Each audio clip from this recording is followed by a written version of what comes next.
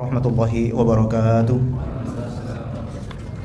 Alhamdulillahirabbil alamin wa bihi nasta'inu ala umuri dunya waddin. Wassalatu wassalamu ala Rasulillah wa ala alihi wa sahbihi ajma'in. Allahumma 'allimna ma yanfa'una wanfa'na bima 'allamtana wa zidna 'ilman ya rabbana wa aslih lana sya'nana kullaha wa la takilna ila anfusina tarfata 'ain.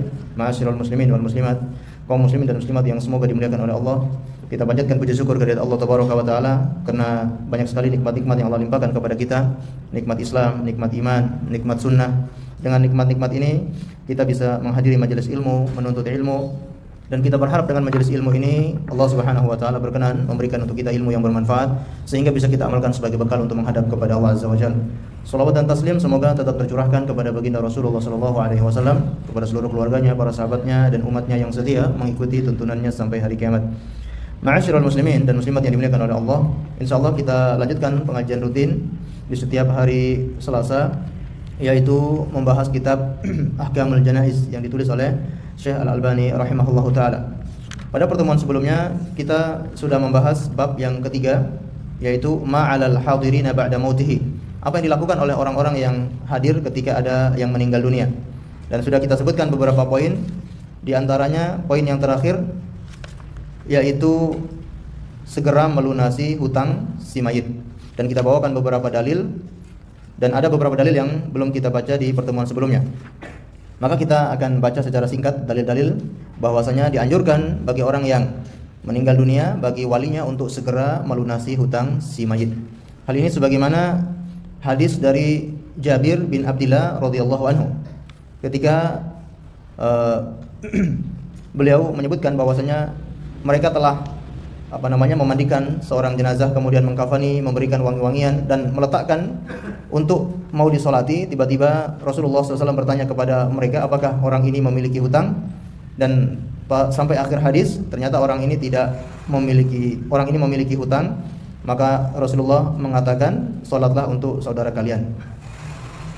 Kemudian hadis berikutnya juga dari Jabir, hadis yang keempat, yaitu beliau menceritakan tentang ayahnya yang meninggal dunia lalu meninggalkan hutang yang sangat banyak.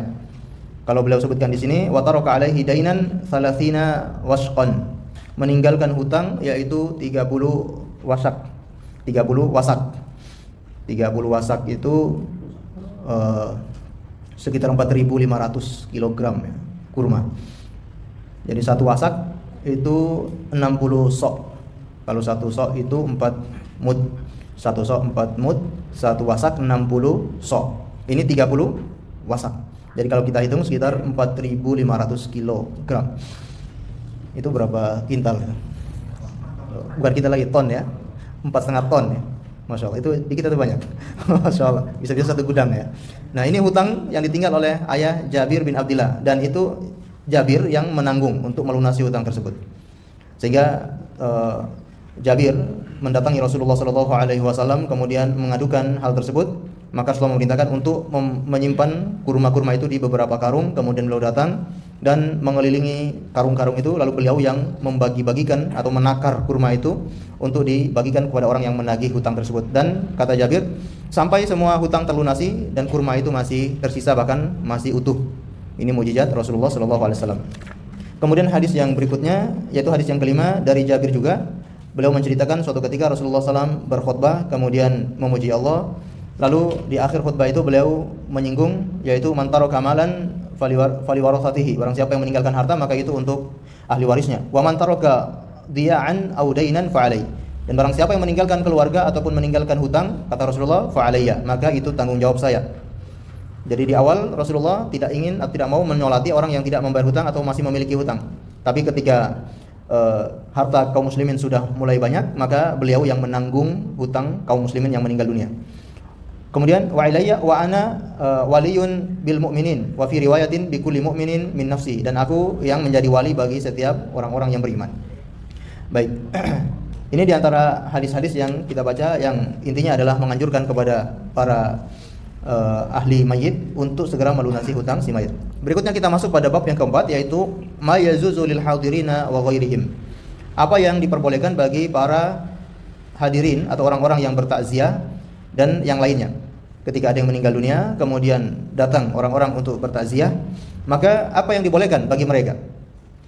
Di sini kata beliau, wa yajuzu lahum kasfu wajhil mayyit wa taqbiluhu wal buka'u alaihi thalathata ayyam.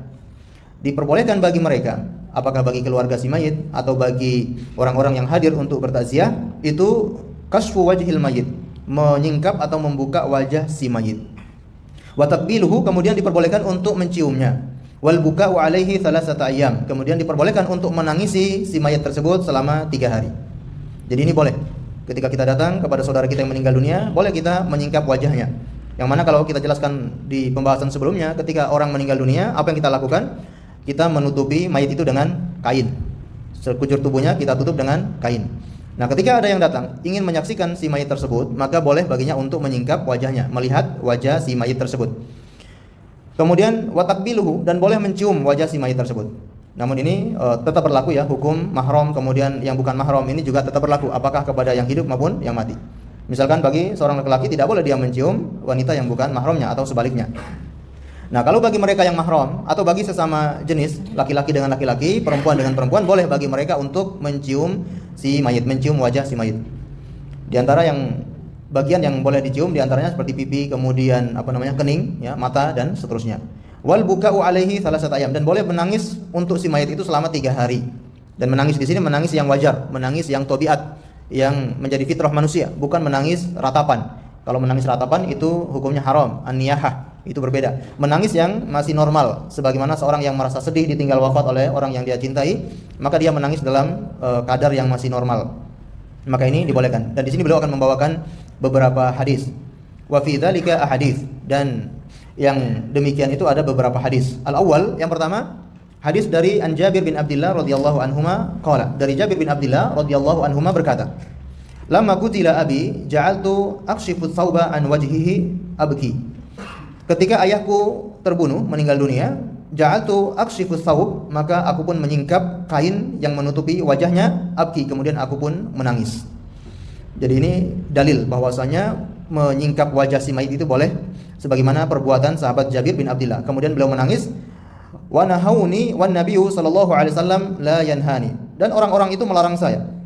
Ketika Jabir ini menangis dan menyingkap wajah ayahnya, para sahabat yang lain itu melarang sahabat Jabir ini supaya jangan melakukan itu. Karena para sahabat itu khawatir kalau itu termasuk niyahah, termasuk berlebihan atau termasuk menolak takdir. Karena kadang-kala orang begitu dia bersedih, dia menangis, mungkin dia akan mengucapkan perkataan yang dimurkai oleh Allah Subhanahu wa taala. Dia tidak ridho dengan takdir Allah Subhanahu wa taala, maka mereka khawatir akan terjadi hal tersebut. Ya, atau di pandangan mereka ini sangat berbahaya ketika ada yang sampai menangis. Dan memang Jabir bin Abdullah ketika itu memang sangat sedih. Kita ingat ketika ayahnya baru meninggal, beliau bersedih dan dihibur oleh Rasulullah sallallahu alaihi wasallam dengan mengatakan bahwasanya, maukah engkau aku kabarkan bahwasanya Allah Subhanahu wa taala mengajak bicara ayahmu secara berhadap-hadapan tanpa perantara. Maka itu menghibur Jabir bin Abdullah.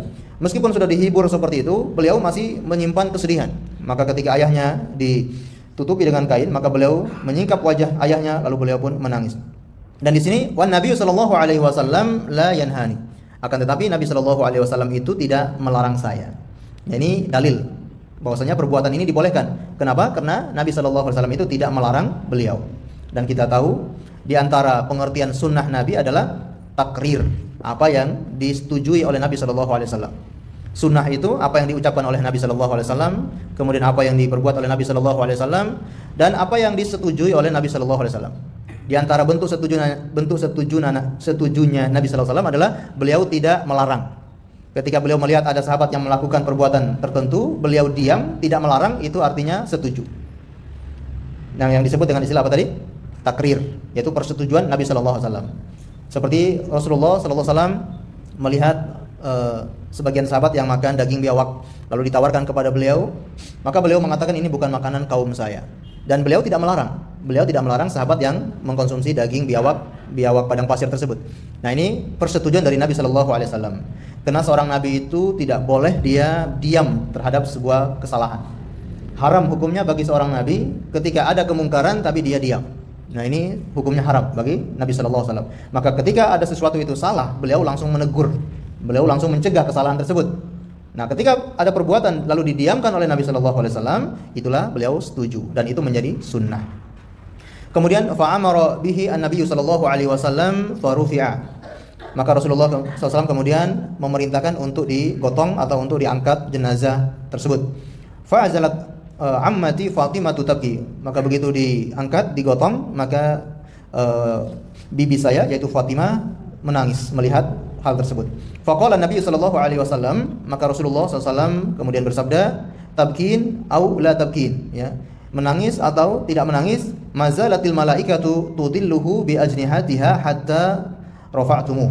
Sesungguhnya malaikat atau para malaikat itu senantiasa menaungi jenazah ini dengan sayap-sayap mereka sampai kalian mengangkat jenazah ini.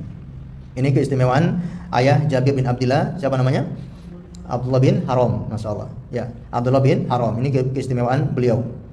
Dan ini dalil ya bahwasanya boleh seseorang itu menyikap wajah si mayit dan menangisi si mayit tersebut. Dalil berikutnya, atsani an Aisyah radhiyallahu anha qalat. Dari Aisyah radhiyallahu taala anha berkata. Ini beliau sedang menceritakan tentang wafatnya baginda Rasulullah sallallahu alaihi wasallam. Aqbala Abu Bakrin radhiyallahu anhu ala farsihi min maskanihi. Abu Bakar As-Siddiq radhiyallahu anhu datang menunggangi kudanya min maskanihi, dari tempatnya yang disebut dengan asin, hatta nazala fa dakhala alal masjid, sampai beliau turun dari hewan tunggangan itu kemudian masuk ke dalam masjid. Wa Umar yukallimun nas, sedangkan sahabat Umar bin Khattab sedang berbicara dengan manusia atau sedang menyampaikan sesuatu kepada manusia. Falam yukallimun nas hatta dakhala ala Aisyah radhiyallahu taala anha. Maka Abu Bakar As-Siddiq ketika masuk ke dalam masjid, beliau tidak berbicara kepada siapapun sampai beliau masuk menemui ibunda Aisyah radhiyallahu taala anha. Alias beliau masuk ke ruangan atau ke kamarnya ibunda Aisyah. Fatayammama an-nabiy sallallahu alaihi wasallam wa huwa musajji bi burdatin habarah. Maka beliau langsung menghadap atau langsung mendekat kepada Nabi sallallahu alaihi wasallam wa huwa musajji bi burdatin habarah. Sedangkan ketika itu Rasulullah sedang ditutup atau sedang ditutup dengan kain burdah yang bergaris. Fakashafa an wajhihi thumma akaba alaihi faqabbalahu.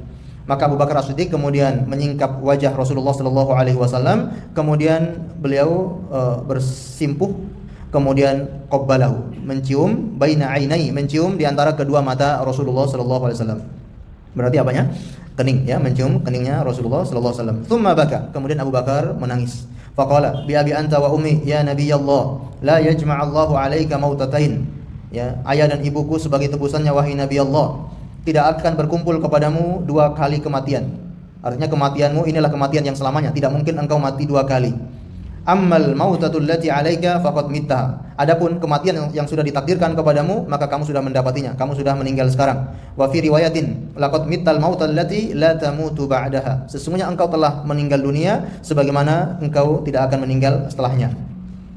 Dan dalam beberapa riwayat disebutkan, dan sahabat Ibnu Abbas menceritakan ketika sahabat Abu Bakar itu mencium Rasulullah lalu mengatakan perkataan ini, kemudian beliau keluar menghadap kepada manusia. Ketika beliau keluar itu, sahabat Umar bin Khattab masih menyampaikan semacam pidato kepada manusia. Karena ketika itu peristiwanya sangat genting ketika meninggalnya Rasulullah sallallahu alaihi wasallam. Umar bin Khattab sambil mengatakan, barang siapa yang mengatakan Rasulullah itu meninggal dunia, fa innahu munafik, maka dia itu munafik. Bahkan Umar tidak percaya kalau Rasulullah itu meninggal dunia. Maka beliau, Umar bin Khattab ini di dalam masjid sedang meyakinkan manusia kalau Rasulullah itu belum meninggal dunia. Saking beliau ini tidak menerima kematian Rasulullah, tidak menerima kepergian Rasulullah SAW. Bahkan beliau mengatakan sesungguhnya Rasulullah itu hanya pergi sebagaimana perginya Nabi Musa selama 40 hari, kemudian akan kembali lagi kepada kita. Ini pemahamannya Umar bin Khattab. Maka Abu Bakar As-Siddiq beliau menghentikan Umar bin Khattab. Ya, akan tetapi sahabat Umar juga tidak berhenti mengucapkan ucapan tersebut. Maka Abu Bakar langsung naik ke atas mimbar lalu berpidato kepada kaum muslimin ketika itu. Beliau mengatakan perkataan yang sangat fenomenal. Barang siapa yang menyembah Muhammad sallallahu alaihi wasallam fa inna Muhammadan qad mat. Barang siapa yang menyembah Nabi Muhammad, maka lihat sekarang Nabi Muhammad sudah meninggal dunia. Dan barang siapa yang menyembah Allah Subhanahu wa taala fa innallaha hayyun wa la yamut. Maka sesungguhnya Allah itu Maha hidup dan tidak pernah meninggal, tidak pernah mati selama-lamanya. Kemudian beliau membacakan ayat yaitu wa ma Muhammadun illa rasul qad khalat min qablihi rusul afa imata aw qutila inqalabtum ala aqabikum wa may yanqalib ala aqibaihi falan yadurullaha syai'a wa sayajziyallahu syakirin. Dan tidaklah Nabi Muhammad itu melainkan seorang rasul. Telah berlalu rasul-rasul yang telah mendahului Nabi Muhammad. Seandainya Nabi Muhammad itu meninggal dunia atau Nabi Muhammad itu terbunuh, apakah kalian akan kembali murtad ke ajaran jahiliyah, ke agama kalian terdahulu? Wa may yanqalib ala aqibai, dan barang siapa yang kembali setelah sepeninggalan Rasulullah, dia murtad kembali ke ajaran jahiliyahnya setelah sepeninggalan Rasulullah, falay yadurrullaha syai'an, itu tidak akan membahayakan Allah sama sekali. Wa sayajziyallahu syakirin, dan Allah akan membalas bagi orang-orang yang bersyukur. Kata Anas bin Malik dan juga para sahabat yang lainnya, seakan-akan kami tidak pernah mendengar ayat ini sama sekali. Kami baru mendengar ayat ini ketika dibacakan oleh Abu Bakar As-Siddiq. Ini membuktikan bahwa kejadian ketika itu memang sangat mencekam, kejadian yang sangat kelam. Mereka semua dirundu kesedihan yang luar biasa. Ali bin Abi Thalib disebutkan sampai pingsan berkali-kali ketika mendengar baginda Rasulullah itu putus, mendengar Rasulullah itu wafat. Banyak di antara sahabat yang tidak terima dengan kematian Rasulullah, karena orang yang sangat mereka cintai, orang yang begitu berharga di kehidupan mereka, orang yang telah menuntun mereka ke jalan yang benar, yang sangat sayang dengan mereka. Mereka pun dengan sangat sayang kepada Rasulullah, tiba-tiba pergi meninggalkan mereka. Maka mereka tidak terima. Mereka semua bersedih sampai ayat yang sudah mereka hafal selama ini, mereka seakan-akan lupa dengan ayat ini. Saking sedihnya mereka. Setelah dibacakan oleh Abu Bakar As-Siddiq, barulah mereka sadar ternyata benar Nabi Muhammad itu hanya seorang rasul, dan Nabi Muhammad juga akan pergi meninggal dunia ini sebagaimana rasul-rasul yang telah mendahuluinya. Maka disebutkan oleh sahabat Anas bin Malik, ma ra'aitu yauman qatun kana ahsanu wala abyadu wala adwa'u min yaumi dakhala alaina Rasulullah sallallahu alaihi wasallam. Aku tidak melihat ada suatu hari yang lebih baik, yang lebih cerah, yang lebih indah daripada hari di mana datangnya Rasulullah kepada kami. Ketika Rasulullah hijrah dari Mekah ke Madinah, sampai di kota Madinah, kata Anas bin Malik, itulah hari yang paling ceria, hari yang paling membahagiakan, hari yang paling cerah ketika datangnya Rasulullah ke kota Madinah. Kemudian kata Anas bin Malik, wa ma ra'aitu yauman kana akbahu wala adlamu min yaumin mata fihi Rasulullah sallallahu alaihi wasallam. Dan aku tidak melihat ada hari yang lebih buruk, hari yang lebih kelam, hari yang lebih sedih daripada hari di mana wafatnya Rasulullah sallallahu alaihi wasallam. Maka kita perlu sekali untuk sering mengingatkan dan mengingat-ingat peristiwa wafatnya Rasulullah ini. Kenapa? Dengan mengingat-ingat wafatnya Rasulullah ini akan menghibur diri kita. Rasulullah sendiri mengatakan, ya, dengan mengingat-ingat musibah beliau, maka akan membuat kesedihan yang kita alami itu akan hilang. Rasulullah SAW pernah bersabda, ya ayuhan nas, ayyun ma ahadun minan nas, aw minal mu'minin, usiba bi musibatin, falyata'azza bi musibati bih. Wahai sekalian manusia, atau siapapun di antara kaum mukminin yang mendapatkan musibah, tertimpa sebuah musibah, falyata'azza bi musibati bih, maka hiburlah dirinya dengan musibah yang menimpaku. Ketika kita mendapatkan musibah yang sangat berat, maka kita ingat musibah yang menimpa Rasulullah sallallahu alaihi wasallam. Karena kata Rasulullah sallallahu alaihi wasallam, ya, fa inna ahadan min ummati lan yusibu bi musibatin ba'di asyaddu alayya min musibati. Asyaddu alaihi min musibati. Tidaklah dari umatku yang tertimpa musibah lebih dahsyat, ya, setelah musibah yang menimpaku. Tidak ada musibah yang lebih besar daripada musibah yang menimpa Rasulullah. Maka ketika kita mengingat musibah yang menimpa Rasulullah, maka musibah yang kita alami itu akan terasa kecil. Musibah yang kita hadapi itu akan terasa kerdil, tidak ada apa-apanya kalau kita ingat musibah yang menimpa Rasulullah. Ketika di rumah kita tidak ada makanan, ketika di rumah kita sedang kelaparan, kita ingat musibah yang menimpa Rasulullah. Ketika di rumah kita sedang ada masalah besar, ketika kita sedang banyak hutang, sedang banyak musibah, maka ingat musibah yang menimpa Rasulullah sallallahu alaihi wasallam. Imam Ibnu Abdul Bar menyebutkan, wa shadaqa sallallahu alaihi wasallam li'anna al-musibata bihi a'dham min kulli musibatin. Telah benar perkataan Rasulullah sallallahu alaihi wasallam, karena setiap musibah, karena, ya, innal musibati bihi a'dham min kulli musibatin. Musibah yang menimpa beliau itu adalah musibah yang paling besar, yang tidak ada musibah seperti yang beliau alami. Kemudian Ibnu Abdul Bar mengatakan, inqata al-wahyi wa mata an-nubuwah. Di antara bentuk musibah terbesar Nabi sallallahu alaihi wasallam adalah terputusnya wahyu dan matinya seorang nabi. Itu musibah. Terputusnya wahyu itu musibah. Kita tahu kaum muslimin itu awalnya mereka dalam kegelapan, awalnya mereka dalam masa jahiliyah. Hanya waktu yang sangat singkat ketika turun wahyu, mereka langsung berubah. Awalnya masyarakat Mekah berada di dalam kejahilian, kezaliman, pembunuhan, pemerkosaan, sewenang-wenang. Masyarakat yang sudah sangat rusak, namun seketika itu berubah ketika turun wahyu. Maka wahyu ini yang membimbing mereka, membimbing umat manusia dan membimbing kita sekalian mendapatkan jalan yang benar. Dan ketika wahyu ini terputus, ini musibah yang sangat besar. Maka disebutkan juga ketika Rasulullah meninggal dunia, sahabat Abu Bakar dan juga Umar mendatangi seorang wanita yaitu Ummu Aiman. Ternyata beliau sedang menangis. Ummu Aiman ini wanita yang pernah merawat Rasulullah SAW ini menangis, ya. Maka Abu Bakar dan Umar mengatakan, apakah engkau tidak ridho dengan ketentuan Allah Subhanahu Wa Taala? Maka kata Ummu Aiman, sesungguhnya aku menangis bukan tidak ridho dengan kepergian Rasulullah, tapi aku menangis karena inqita'ul wahyi, karena wahyu sudah terputus, karena sekarang sudah tidak ada wahyu lagi. Sebelumnya kalau kita punya masalah, kita datang kepada Rasulullah menanyakan sesuatu, turun wahyu untuk menjawab permasalahan kita. Tapi sekarang sudah tidak ada wahyu lagi, maka itu yang membuat sahabat Ummu Aiman menangis, ya, ketika Rasulullah SAW wafat. Jadi ma'asyiral muslimin dan muslimat yang dimuliakan oleh Allah Azza wa Jalla, ketika musibah apapun yang menimpa diri kita, ingat musibah yang menimpa Rasulullah SAW, maka musibah kita akan hilang, musibah kita akan terasa kecil. Berikutnya dalil yang ketiga, ats-tsalits an Aisyah aidan, dari sahabat Aisyah juga, anna Nabiy sallallahu alaihi wasallam dakhala ala Utsman ibni Mad'un wa huwa mayitun. Bahwasanya Nabi sallallahu alaihi wasallam itu masuk menemui seorang sahabat yang bernama Utsman ibni Mad'un wa huwa mayit. Ketika itu dia sudah wafat. Fakasafa an wajhihi, maka Rasulullah menyingkap wajahnya, thumma akabba alaihi faqabbala. Kemudian beliau bersimpuh mendekat dan qabbalahu, mencium Utsman ibni Mad'un. Fabaka hatta ra'aitu dumu'a tasilu ala wajnatain. Dan Rasulullah menangis, kata Ibunda Aisyah, aku melihat air mata beliau itu mengalir di kedua pipi Rasulullah SAW. Ini Masya Allah, ya, kasih sayang Rasulullah kepada umatnya. Ketika ada sahabat yang meninggal dunia, beliau bertakziah, kemudian menyingkap wajah, mencium sahabat tersebut, dan beliau sedih, menangis, ya, karena kepergian sahabat tersebut.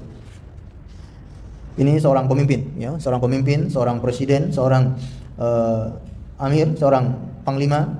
Ketika ada rakyatnya yang meninggal dunia, beliau datang lalu menjenguk, bertakziah, mencium wajahnya. Ini contoh yang sangat luar biasa dari baginda Rasulullah SAW. Dalil yang keempat, Ar-Rabi' an Anas radhiyallahu anhu qala. Dari sahabat Anas bin Malik radhiyallahu anhu berkata, dakhalna ma'a Rasulillah sallallahu alaihi wasallam ala Abi Saif wa kana dhi'ran li Ibrahim alaihi salam. Kami masuk bersama Rasulullah sallallahu alaihi wasallam dan menemui Abi Saif wa kana dhi'ran, yaitu bapak persusuannya Ibrahim. Fa akhadha Rasulullah sallallahu alaihi wasallam, di sini alaihi salam, Allah alam, ini salah cetak atau bukan? Di Ibrahim, ya, tidak ada alaihi salam. Nanti kita cek lagi apakah ada alaihi salam. Kalau Ibrahim alaihi salam berarti nabi.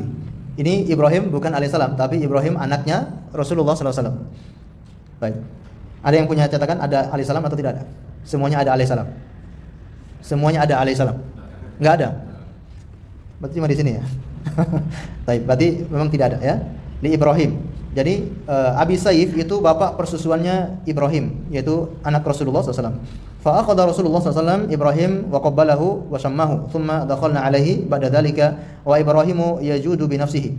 Maka Rasulullah mengambil atau menggendong Ibrahim, kemudian menciumnya, dan kami masuk menemui Rasulullah SAW wa Ibrahimu yajudu bi nafsihi. Ibrahim sudah mau meninggal dunia. Faja'alat aina Rasulillah sallallahu alaihi wasallam tadrifan. Maka kami melihat mata Rasulullah mengalirkan air mata. Kedua mata Rasulullah mengalirkan air mata. Faqala lahu Abdurrahman ibni Auf. Maka Abdurrahman ibni Auf berkata kepada Rasulullah, "Wa anta ya Rasulullah?" Dan engkau wahai Rasulullah, maksudnya apakah engkau juga menangis wahai Rasulullah? Faqala ya Ibni Auf, wahai Ibni Auf, innaha rahmatun, sesungguhnya menangis itu adalah kasih sayang. Thumma atba'aha bi ukhra faqala innal 'aina tadma', sesungguhnya mata itu bisa menangis, wal qalbu yahzun, dan juga hati itu bisa bersedih. Wala naqulu illa ma yurdi rabbana, dan kami tidak mengatakan atau kita tidak mengatakan kecuali apa yang diridhoi oleh Tuhan kita. Wa inna bi firaqika ya Ibrahim lamahzunun, sesungguhnya dengan berpisahnya engkau wahai Ibrahim itu adalah sangat menyedihkan bagi kami.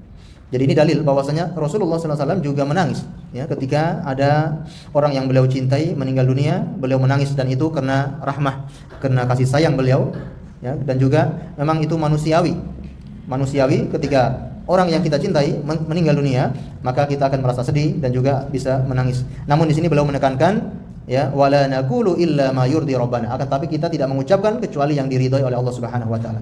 Benar, mungkin kita menangis. Benar, mungkin kita sangat bersedih, tapi jangan sampai kesedihan itu membuat kita mengucapkan ucapan yang tidak diridhoi oleh Allah Subhanahu wa taala.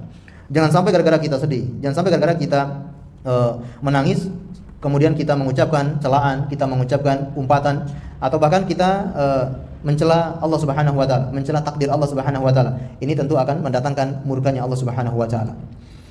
Dalil berikutnya, dalil yang kelima adalah Al-Khamis an Abdullah ibni Ja'far radhiyallahu anhu, dari Abdullah bin Ja'far, anaknya Ja'far.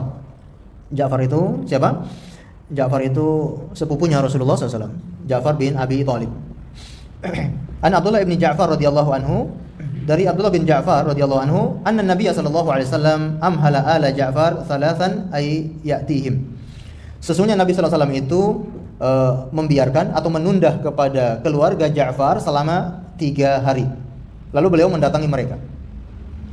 Maksudnya ketika melihat keluarga Ja'far ini sangat bersedih, bahkan mereka menangis atas kepergian Ja'far bin Abi Thalib, maka Rasulullah dengan rahmatnya, dengan kasih sayangnya, beliau membiarkan keluarga ini untuk meluapkan kesedihannya. Yaitu beliau memberi waktu atau memberi jatah waktu, memberi tenggang waktu selama 3 hari. Tsumma atahum faqala. Kemudian Rasulullah mendatangi mereka lalu berkata, "La tabku ala akhi ba'dal yaum." Jangan kalian menangis kepada saudaraku setelah hari ini. Yaitu setelah berapa hari? Setelah 3 hari. Ini dalil ya, batasan seseorang itu boleh menangisi keluarganya yang meninggal dunia itu hanya 3 hari. Kalau lebih dari 3 hari maka tidak boleh, sebagaimana larangan dari Rasulullah SAW kepada keluarga Ja'far. Ja'far meninggal di mana? Ja'far ini ya meninggal di saat perang Mut'ah, ya, perang melawan Syam. Yang mana Rasulullah itu berpesan, ya, seandainya siapa namanya yang menjadi panglima pertama Zaid bin Harith, ya, Zaid bin Harithah. Seandainya Zaid bin Harithah meninggal dunia, maka yang akan menjadi panglima yaitu Ja'far bin Abi Thalib. Seandainya Ja'far bin Abi Thalib meninggal dunia, maka yang menjadi panglima adalah Abdullah bin Rawahah. Dan ternyata ketiga-tiganya semuanya meninggal dunia. Kemudian diambil alih oleh Thabit bin Arqam. Dan Rasulullah SAW dari kota Madinah mengabarkan kepada para sahabat, ya, terbunuhnya Zaid, terbunuhnya Ja'far, dan terbunuhnya Abdullah bin Rawahah. Beliau mengabarkan ke para sahabat yang ada di Madinah. Ini mukjizatnya Rasulullah SAW. Dan ini terjadi pada tahun 8 Hijriah. Ini terbunuhnya sahabat Ja'far bin Abi Thalib. Baik, ma'asyiral muslimin dan muslimat yang dimuliakan oleh Allah Azza wa Jalla. Ini bab yang keempat yang bisa kita pelajari, yaitu apa yang dibolehkan bagi orang yang takziah atau keluarga yang ditinggal mati. Yaitu yang pertama, bolehnya mereka menyingkap wajah si mayit dan juga mencium wajah si mayit dan menangis. Menangisnya sampai kapan batasannya? 3 hari. Tidak boleh lebih dari 3 hari.